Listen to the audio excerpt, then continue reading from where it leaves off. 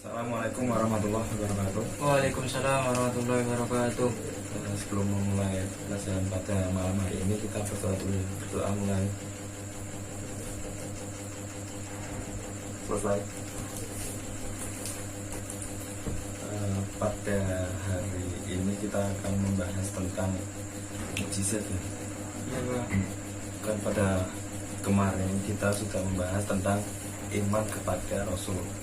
Nah, Rasul-Rasul tersebut kan memiliki mukjizat seperti contohnya Nabi Musa memiliki mukjizat bisa membelah laut, terus Nabi Isa yang bisa menghidupkan orang yang sudah mati, terus Nabi Muhammad yang bisa membelah bulan, dan juga tentunya Al-Quran yang mukjizat yang terbesar dari Nabi Muhammad. Nah, pada hari ini kita akan mempelajari tentang mukjizat dan kejadian luar biasa yang lainnya seperti namanya karoma, terus mauna, terus irhas. Nah, pada hari ini kita akan membahas tentang mukjizat. Jadi mukjizat itu terbagi menjadi dua.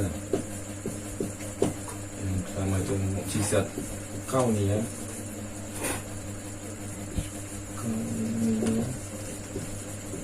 dan yang kedua itu mukjizat akliyah. Nah, apa sih mukjizat kauniyah itu? Jadi mukjizat kauniyah itu adalah mukjizat yang bisa ditangkap atau bisa dirasakan oleh panca indera. Seperti contohnya yang tadi Nabi Musa bisa membelah lautan dengan tongkatnya tersebut. Itu kan bisa dilihat secara langsung oleh manusia pada waktu itu. Seperti kan Nabi Musa membelah lautan dan menenggelamkan Raja Fir'aun beserta pengikutnya, dan bisa dilihat oleh para pengikut Nabi Musa. Yang kedua, mukjizat akliyah. Mukjizat akliyah itu adalah mukjizat yang dapat dipahami oleh akal atau akliyah, akal pikiran. Seperti contohnya Al-Quran, itu mukjizat dari Nabi Muhammad SAW. Nah, keistimewaan Al-Quran itu terus berlaku sepanjang zaman. Jadi sebagai manusia kita harus berpikir, nah, itu sebagai pedomannya Al-Quran. Terus mukjizat yang selanjutnya kita akan membahas tentang karomah. Nah, kalau mukjizat itu dimiliki oleh Nabi, kalau karomah itu biasanya dimiliki oleh orang-orang yang beriman dan taat kepada Allah, atau bisa disebut sebagai wali Allah, waliullah. Nah, karomah itu kejadian yang luar biasa. Ini definisinya ya, menurut buku. Kejadian luar biasa yang dianugerahkan oleh Allah kepada hamba-hambanya yang soleh dan taat kepadanya. Nah, orang soleh dan taat itu dinamakan waliullah. Nah, contohnya biasanya wali-waliullah tersebut tidak menampakkan karomahnya jika tidak dalam keadaan terpaksa atau situasi yang mepet gitu. Jadi ya seperti Wali Songo, Sunan Kalijaga. Sunan Kalijaga atau Raden Said itu membuat Masjid Agung Bintoro di Demak. Tiangnya itu memakai kayu-kayu kecil, tetapi tiang itu kuat dan kokoh sampai sekarang.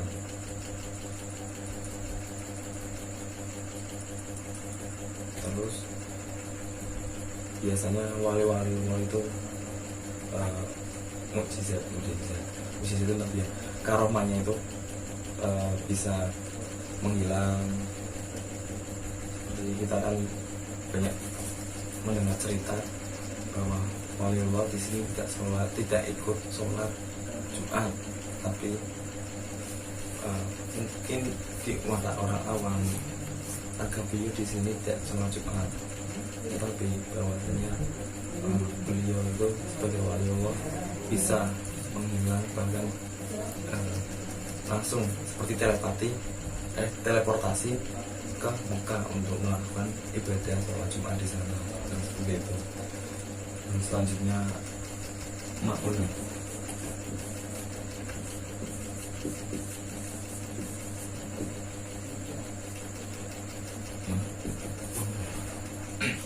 Maunah adalah kemampuan luar biasa yang diberikan Allah kepada seorang mukmin untuk mengatasi suatu kesulitan.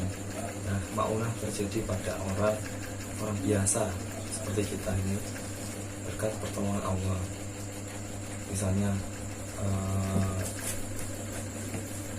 Misalnya ada seorang kakek tua yang tinggal di rumah sendirian dan rumahnya tersebut terbakar, tapi kakek tersebut bisa selamat, bahkan tidak hangus, tidak luka, tidak lecet sedikit pun. Nah, itu namanya maunah.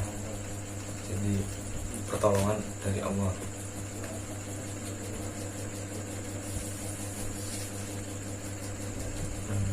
Selanjutnya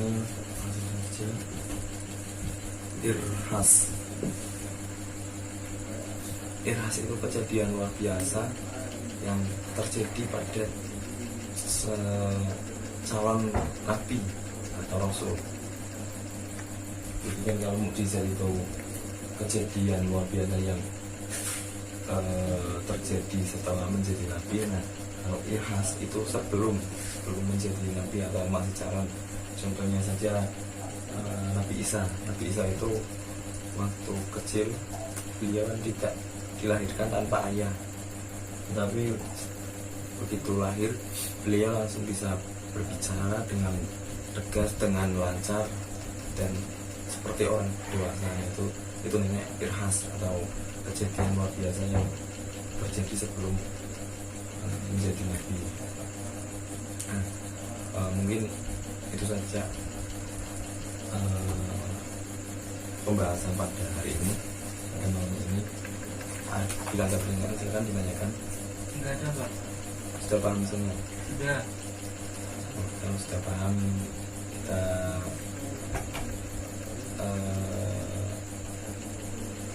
evaluasi.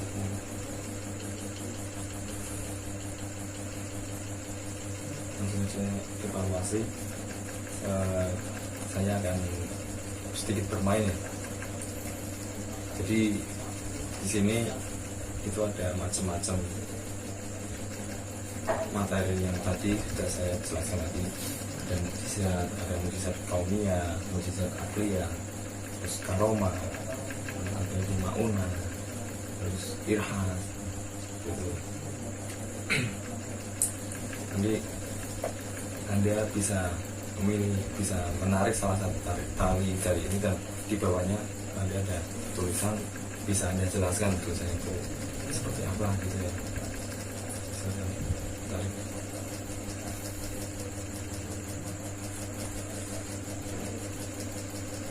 Oke. Silakan dibaca. Saya dapat pertanyaan dari apa itu mukjizat Nabi Musa. Mukjizat Nabi Musa yang sudah diterangkan Bapak, yaitu tongkatnya bisa membelah laut. Yang kedua, tongkatnya bisa jadi ular. Iya, betul sekali. Jadi lebih jelasnya seperti ceritanya, Nabi Musa itu pada saat jam Raja Fir'aun. Jadi Raja Fir'aun itu memiliki tukang sihir yang banyak. dan tukang sihir yang mahir. Tapi Nabi Musa diutus oleh Allah pada zaman itu karena Fir'aun itu mengaku sebagai Tuhan dan zalim dan sombong kekuasaannya tersebut. Terus Nabi Musa datang membawa agama Allah. Nah, di sana Nabi Musa menentang Fir'aun sebagai Tuhan. Nah, Fir'aun murka dan mengajak Nabi Musa untuk menghabisi Nabi Musa dan para pengikutnya. Tapi di tengah lautan, Nabi Musa dengan tongkatnya tersebut bisa membelah lautan dengan izin Allah. Nah, setelah Nabi Musa melewati lautan, Fir'aun dan para pengikutnya juga ikut di belakangnya. Tetapi setelah Nabi Musa sampai pada Gua Seberang, laut tersebut ditutup kembali oleh Allah. Nah, jadilah Fir'aun tenggelam pada laut tersebut. Seperti itu saja cerita. Dan juga materi tadi sudah sama. Jadi kita akhiri saja ya pertemuan pada malam ini. Untuk pertemuan pada minggu selanjutnya, sedikit evaluasi ya. Nanti kamu lihat bukunya itu, lihat ada halaman 95. Nah, sudah gitu. Nah, itu pertanyaan tersebut kamu jawab, dan juga kamu sedikit di bawahnya sedikit beri ringkasan atau rangkuman tentang materi pada hari ini. Iya, Pak. Itu saja ya. Kurang lebihnya mohon maaf ya apabila banyak perkataan yang salah. Terima kasih atas perhatiannya.